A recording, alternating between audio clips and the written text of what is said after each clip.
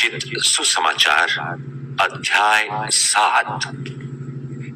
दोष मत लगाओ कि तुम पर भी दोष न लगाया जाए, क्योंकि जिस प्रकार तुम दोष लगाते हो उसी प्रकार तुम पर भी दोष लगाया जाएगा, और जिस नाप से तुम नापते हो उसी से तुम्हारे लिए भी नापा जाएगा।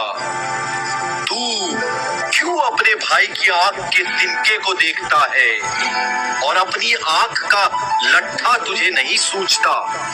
जब तेरी ही आंख में लट्ठा है तो तू अपने भाई से कैसे कह सकता है, ला मैं तेरी आंख से तिनका निकाल दूं?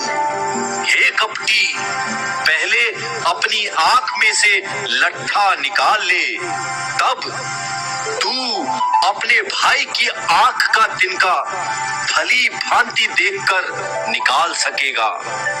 पवित्र वस्तु कुत्तों को न दो और अपने मोती सुअरों के आगे मत डालो, ऐसा न हो कि वे उन्हें पांवों तले रौंदे और पलटकर तुमको फाड़ डालें। मांगो तो तुम्हें दिया जाएगा, ढूंढो तो तुम पाओगे, खटखटाओ तो तुम्हारे लिए खोला जाएगा। क्योंकि जो कोई मांगता है उसे मिलता है, जो ढूंढता है वो पाता है, और जो खटखटाता है उसके लिए खोला जाएगा। तुम में से ऐसा कौन मनुष्य है कि यदि उसका पुत्र उससे रोटी मांगे तो वो उसे पत्थर दे, वह मछली मांगे तो वो उसे सांप दे? सो जब तुम बुरे होकर अपने बच्चों को अच्छी वस्तुएं देना जानते हो तो तुम्हारा स्वर्गीय पिता अपने मांगने वालों को अच्छी वस्तुएं क्यों ना देगा? इस कारण जो कुछ तुम चाहते हो कि मनुष्य तुम्हारे साथ करे, तुम भी उनके साथ वैसा ही करो, क्योंकि व्यवस्था और भविष्यद्वक्ताओं की शिक्षा यही है।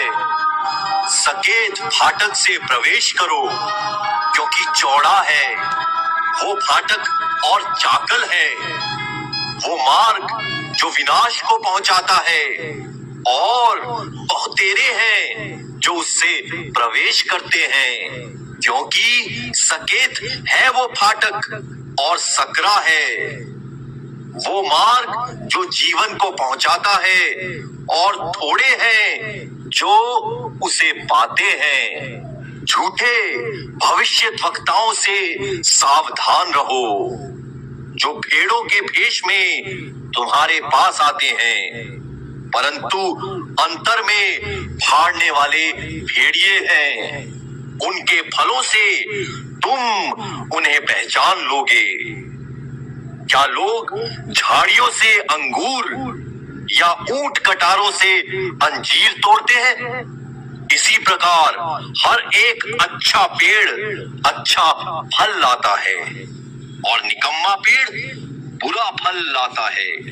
अच्छा पेड़ बुरा फल नहीं ला सकता, और न निकम्मा पेड़ अच्छा ला सकता है। जो पेड़ अच्छा फल नहीं लाता वो काटा और आग में डाला जाता है। सो उनके फलों से तुम उन्हें पहचान लोगे।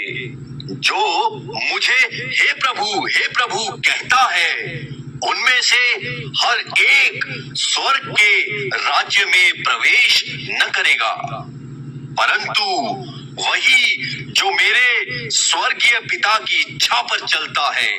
उस दिन बहुतेरे मुझसे कहेंगे, हे प्रभु, क्या हमने तेरे नाम से भविष्यवाणी नहीं की और तेरे नाम से दुष्ट आत्माओं को नहीं निकाला, और तेरे नाम से बहुत अचंभे के काम नहीं किए?